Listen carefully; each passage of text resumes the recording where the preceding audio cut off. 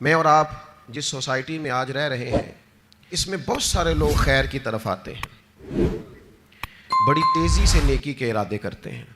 مخلص ہوتے ہیں، اخلاص بھی پورا ہوتا ہے، لیکن نیکی پر ڈٹے نہیں رہتے۔ کچھ دن تو خیر سے کام کرتے ہیں، کچھ دن تو جدوجہد کرتے ہیں، لیکن جتنی تیزی سے وہ آتے ہیں اتنی تیزی سے واپس جاتے ہوئے بھی دکھائی دیتے ہیں۔ کچھ دن تو ایسا ہوتا ہے کہ 5 نمازوں کے ساتھ تہجد بھی شروع ہو جاتی ہے، تلاوت قرآن مجید، ذکر، اذکار، درود و سلام، اور اگر طریقت سے وابستہ ہیں تو شیخ کے بتائے ہوئے اسباق، مراقبہ، ذکر، فکر، ساری چیزیں ہو رہی ہوتی ہیں، لیکن چند دنوں کے بعد محسوس ہوتا ہے کہ جیسے وہ اس رستے سے ہٹتے جا رہے ہیں اور کمزوری دکھاتے جا رہے ہیں۔ امام حسین رضی اللہ تعالیٰ عنہ کی زندگی سے ہم نے جو چیزیں سیکھنی ہیں ان میں سے ایک سبق یہ لینا ہے کہ انسان ڈٹ کے دین پر کیسے کھڑا ہو سکتا ہے۔ آپ یقین کیجئے بہت سارے لوگ ایسے ہیں جو مخلص ہیں، چاہتے ہیں میں دین پر عمل کروں، لیکن صرف اپنی برادری کا مقابلہ ہی نہیں کر پاتے، اپنے دوستوں کے بیچ ہی سٹینڈ نہیں لے پاتے، اپنے گھر کے اندر ہی انہیں کھڑا نہیں ہونا آتا، ذرا سی بھی استقامت نہیں دکھاتے۔ اور آج کل تو ماحول اس طرح کا ہو گیا ہے کہ نوجوانوں کے اندر قوت فیصلہ ہی نہیں، قوت ارادی نہیں، کروں نہ کروں، چلوں نہ کروں، یہ ٹھیک ہے کہ نہیں ٹھیک، آپ بھی بتائیں ایسا ہو سکتا ہے، چلیں آپ بھی، بھئی اتنے مشورے آپ لے رہے ہیں، آپ کر ہی نہیں سکیں گے، آپ میں قوت فیصلہ ہی نہیں ہے، آپ نے طے ہی نہیں کیا آپ نے کس رستے جانا ہے، تو منزل کب آئے گی؟ 99 لوگوں نے کہہ دیا ہے کپڑے تجھے اچھے لگ رہے ہیں، صرف ایک نے کہا ہے کہ ذرا سینے والے نے ٹھیک نہیں سیا، تو آپ پریشان ہو گئے۔ اتنی جلدی کمزور پڑ جانا، اتنی جلدی استقامت چھوڑ دینا۔ اور پھر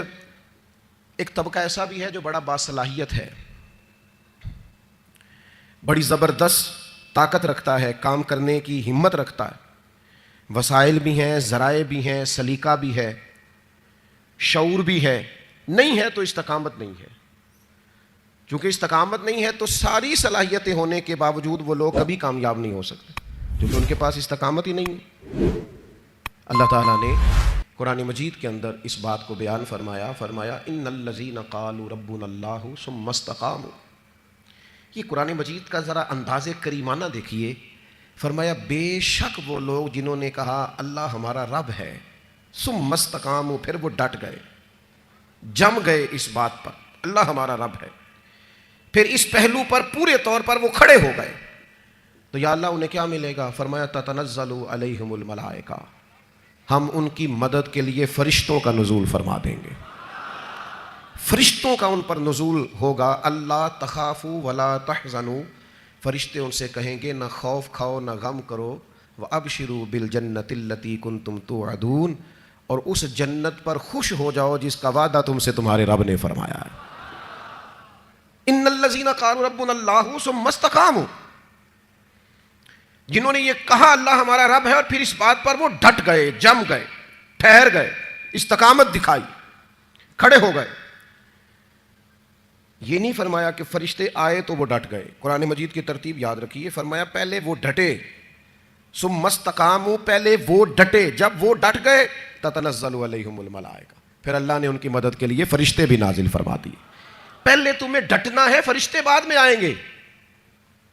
تمہیں ایک دفعہ ڈٹ کے دکھانا ہے کہ ہم ڈٹ گئے، ہم کھڑے ہو گئے، پھر فرشتے آئے۔ ویسے تو علماء تفسیر اکثر نے یہی لکھا ہے کہ یہ جو فرشتے آتے ہیں نا مومنوں کے پاس، یہ موت کے وقت آتے ہیں، اور یہ بھی بڑی نعمت ہے کہ موت کے وقت فرشتہ آ جائے اللہ کی مدد لے کر۔ یہ فرشتے قبر میں آتے ہیں، یہ فرشتے میدان محشر میں آئیں گے، یہ مومن کے پاس آتے ہیں، خوشخبری سنانے آتے ہیں فرشتے۔ لیکن صاحب تفسیر روح المعانی فرماتے ہیں نہیں بھائی، صرف قبر، حشر اور قیامت میں نہیں آتے، یہ زندگی میں بھی آتے ہیں، یہ مومنوں کے سینوں کو کشادہ کرنے آتے ہیں، انشراح صدر دینے آتے ہیں، انہیں تسلی دینے آتے ہیں۔ تم خیر کے کام پہ نکلے ہوئے ہو، اللہ تمہاری مدد کرے گا، ان کے سینوں کو ٹھنڈا کرنے آتے ہیں۔